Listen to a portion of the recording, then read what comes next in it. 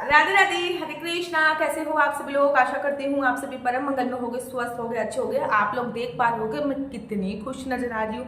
अरे खुश क्यों नहीं होंगी, हमारी प्राण वल्लभा करुणामयी सरकार राधा रानी का अवतरण दिवस जो आ रहा है, अर्थात राधा रानी का जन्मदिन आने वाला है। जी हाँ, जिसका मैं पूरे साल भर बड़ा बेसब्री से इंतजार करती हूँ। कहते हैं अगर जन्माष्टमी के बाद आपने राधा अष्टमी का व्रत नहीं रखा तो आपका व्रत जो होता है वो आधा अधूरा माना जाता है। अगर आप प्रथम बार व्रत रखते हैं तो ये प्रथम बार व्रत रख रहे हैं तो इन 10 बातों का ध्यान होना बहुत बहुत जरूरी है। सबसे पहली बात और खास बात, हमारी राधा रानी ना करुणामयी सरकार है।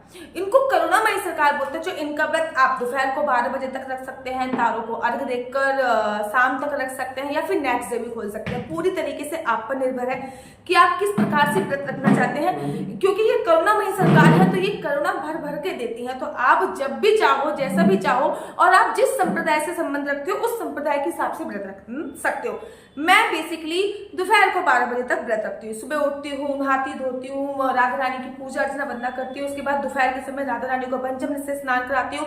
उनके लिए विशेष प्रकार के भोग बनाती हूँ। अष्टमी तिथि है तो कम से कम 8 भोग तो बनाती हूँ। बेसिकली अगर आप में सामर्थ्य है तो आप 56 भोग भी बना सकते हो, लेकिन अगर अष्टमी तिथि है तो 8 भोग तो अवश्य बचना है।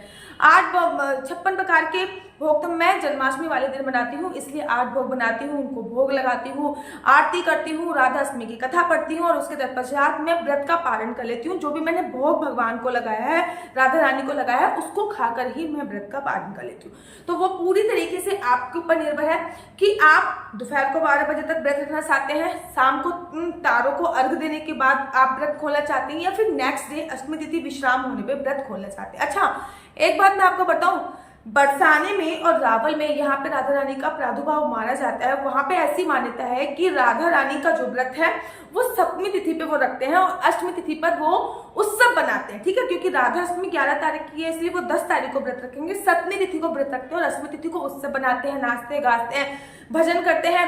राधा रानी की ना चरण दर्शन होते हैं उस दिन, वो साल में प्रथम बार होते हैं। खैर, ये हो गया आपकी फर्स्ट और बहुत इंपॉर्टेंट। सेकंड, अगर आप राधा अष्टमी के बारे में अभी तक आपको पता नहीं था तो ये राधा रानी की विशेष कृपा हो गई है आप पर कि आपको राधा अष्टमी के बारे में पता चला है। जन्माष्टमी तो पूरे भारतवर्ष में बड़ी धूमधाम से मनाई जाती है, लेकिन राधा अष्टमी के बारे में बहुत से लोगों को पता नहीं होता है। अगर आपको इस पार्ट से राधा अष्टमी का व्रत के बारे में पता चला है तो राधा रानी चाहती है कि आपकी कृपा कि उनकी कृपा आप पर बरसे और आप इस बार से ही व्रत प्रारंभ कर लीजिए। तीसरी और मोस्ट इंपॉर्टेंट बात, अगर आपके घर पे राधा रानी नहीं है तो आप लड्डू गोपाल को भी राधा रानी बना के व्रत पूजा अर्चना वंदना कर सकते हैं। पहली बार हमेशा मेरे साथ यही होता था, मेरे पास राधा रानी नहीं थी।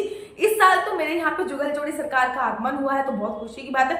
बेसिकली मेरे पास ये होता था कि मेरे पास राधा रानी नहीं होती थी, तो मैं हमेशा अपने बाल गोपाल लड्डू गोपाल को स्त्री रूप बनाती थी, अर्थात राधा रानी का रूप बनाती थी। अब बड़े सारे लोग इसमें बोलेंगे लड्डू गोपाल तो लड्डू गोपाल है, उनको राधा रानी का रूप कैसे दे सकते हैं। बांके बिहारी जी के मंदिर का नाम सुना है? नहीं सुना? जिनको वृंदावन के राजा बोला जाता है।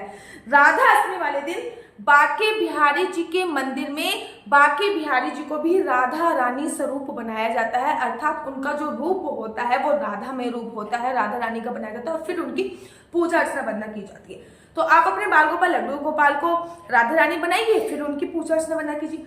व्रत के लिए आप सुबह सुबह संकल्प जरूर ले लीजिए। इंपॉर्टेंट बात, कोई भी व्रत तभी संपूर्ण होता है जब आप संकल्प लेते हो। तो अगर आप राधा अष्टमी का व्रत रह रहे हो तो सुबह सुबह नहाने के बाद जब आप पूजा करोगे, नहाने स्नान करने के बाद, तो आपको अपने घर के मुख्य मंदिर में जाना है। थोड़ा सा चावल लेना है, 1 या 2 फूल लेने हैं, 1 या 2 का सिक्का लेना है, उसके बाद 1 सुपारी लेनी है, उसके बाद आपको संकल्प लेना है। मैं आपको अपने नाम से और अपने स्थान से संकल्प लेना बता रही हूँ। आप अपने नाम से, अपने गोत्र से, अपने हिसाब से संकल्प ले सकते हो। तो चलिए प्रारंभ करते हैं।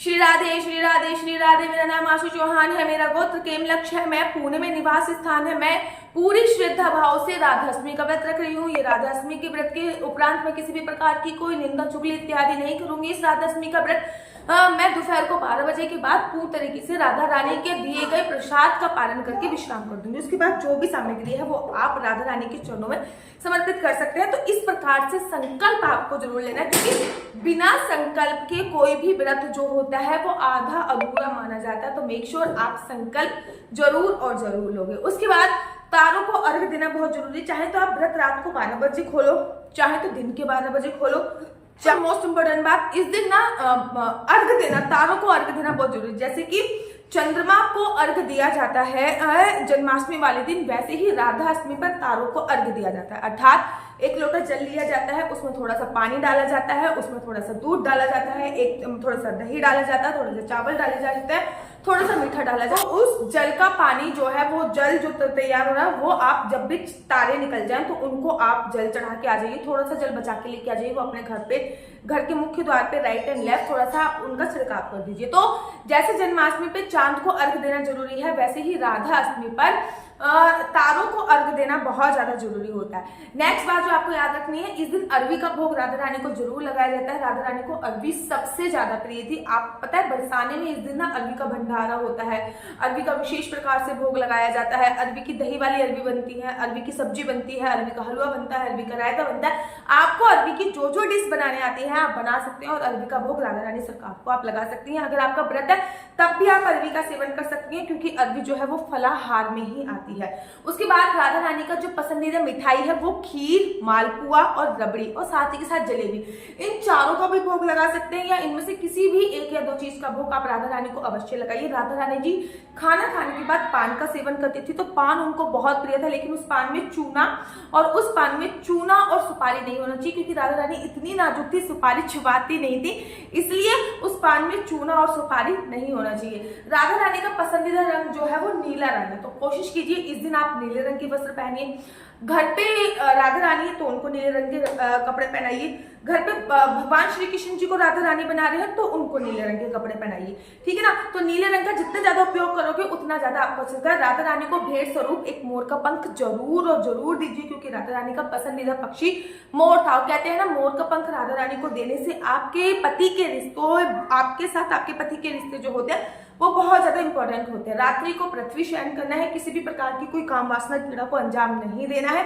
भोजन केवल एक समय ही करना है, चाहे तो दोपहर को कर लो चाहे तो रात में कर लो, वो पूरी तरीके से आप पे निर्भर होता है। दोपहर को भोजन करने के बाद फिर शाम को नहीं करना होता है, इस बात का आपको विशेष तौर पे ध्यान देना होता है। अगर आपकी शारीरिक स्थिति अच्छी नहीं है तो आप बेड पे सो सकते हो, लेकिन कोशिश कीजिए कि जब भी व्रत होता है तो पृथ्वी शयन की बहुत बड़ी महिमा शास्त्रों में बताई गई है। तो आशा करती हूँ कि आपको ये सारी चीजें बहुत अच्छी लगी होंगी, और राधा अष्टमी की आप सभी लोगों को अनंत शुभकामनाएं। पूरी पूजा विधि जानना चाहते हो कि पूरी पूजा कैसे कर सकती हूँ दीदी, मुझे कृपया करके जरूर और जरूर बताइए, तो मैं आपको पूरी पूजा विधि भी बताऊंगी।